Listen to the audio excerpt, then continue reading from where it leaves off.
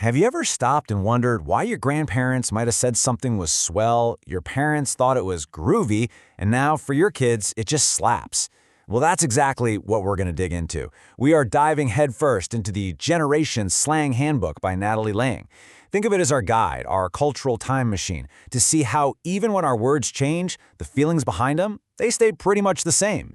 And really, this is the big idea for our whole journey today. The author, Natalie Lang, just nails it with this quote.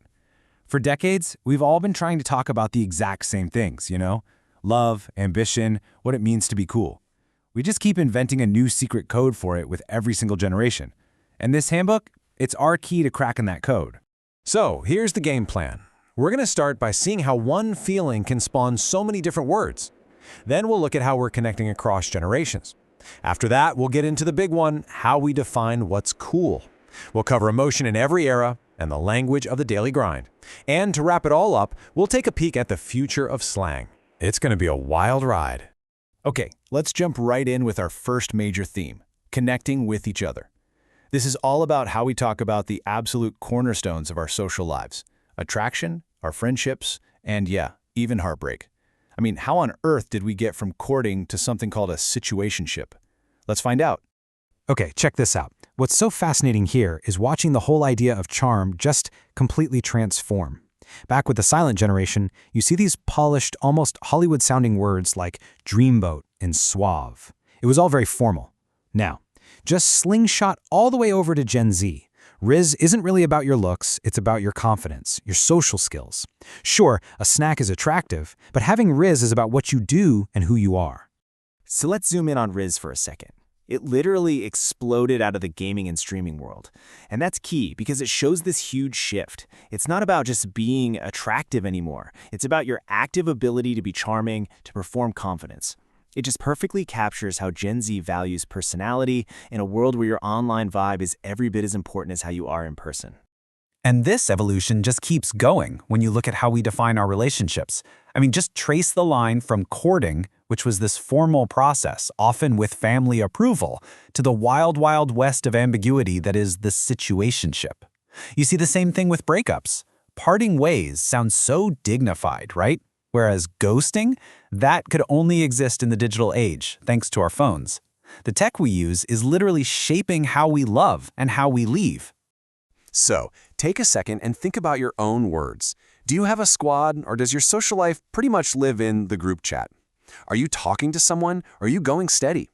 Your gut answer probably tells you a lot about the generation that really shaped how you see the world. All right, let's switch gears and tackle one of the most powerful ideas for any generation. What does it even mean to be cool? And this is about way more than just trends. It's about what we look up to, what we admire, and ultimately, how we build our own identities. Wow, okay, there is a lot going on here, but just follow me. Look at that bottom row for stylish look. The silent generation had sharp or dapper, words all about elegance, respectability. Then boomers made it about being hip, which had more of a counterculture feel. Now fast forward to Gen Z, and you get drip or serving. It's so much more energetic and performative. It's not just about looking good, it's about making a statement.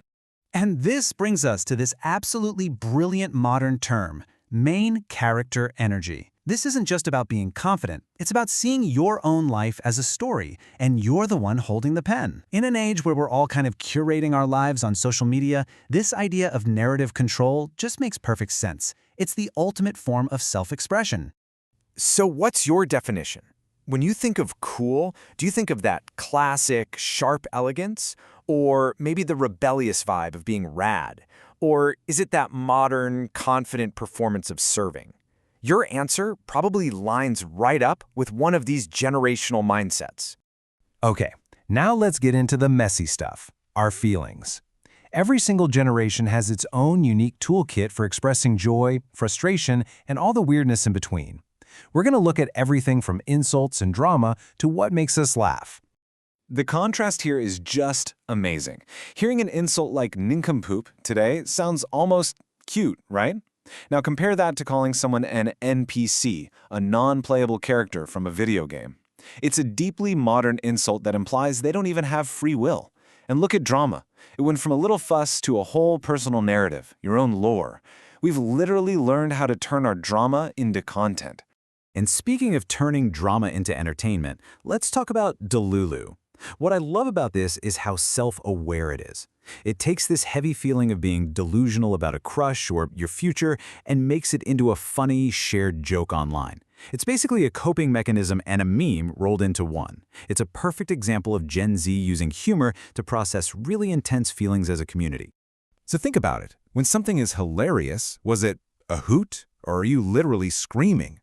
The way you exaggerate says so much about your emotional dialect. It's a pretty fun way to see where you land on this timeline.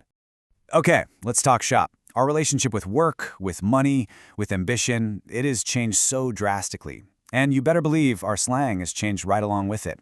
This is where you can really see the economic anxieties and realities of each era reflected in our words. This slide just lays it all out, doesn't it?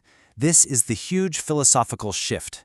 For the silent generation, coming out of the Depression and World War II, work was about duty. You had to earn your keep. But for Gen Z, who watched millennials burn out on hustle culture, there's this growing push for a soft life, a direct rejection of the grind in favor of well-being and setting boundaries. And you can see that whole philosophy playing out right here in the words. We go from the stable, long-term ideal of being prosperous to the non-stop action of the grind and the hustle. And then, with Gen Z, success gets simplified down to its most basic video game form, a W for a win. It's quick, it's digital, it's instant gratification. That's a vocabulary built for a world of TikToks and instant feedback. I mean, this is a question a lot of us are asking ourselves right now, isn't it? Are you all about the grind, or are you really trying to build a life with more ease and better boundaries? There's no right answer, of course, but your gut feeling is definitely colored by your generation's experience with the economy. So we've seen how slang evolves over time, but is there a predictable pattern to it all? And what's coming next? In this last section, we're going to break down the actual life cycle of a slang word and take a little sneak peek at the vocabulary that Gen Alpha is cooking up right now. So it turns out slang follows this surprisingly predictable path. It almost always starts small, in a niche subculture. Think of how slay came from ballroom culture or rizz from gaming. Then social media hits the gas, blasting it out to everyone. The minute you see big brands using it in ads, or maybe you hear your parents say it, that's usually the kiss of death. It becomes cringe, and the whole cycle starts over with a brand new word. And here's a glimpse of what's bubbling up. Gen Alpha. The kids growing up as we speak are building their own language in real time, and it is heavily influenced by the super fast worlds of YouTube Shorts and gaming. Terms like skibby-D come from these totally surreal internet cartoons, and it represents this chaotic, nonsensical type of humor. Insults like skill issue are lifted directly from a video game lobby.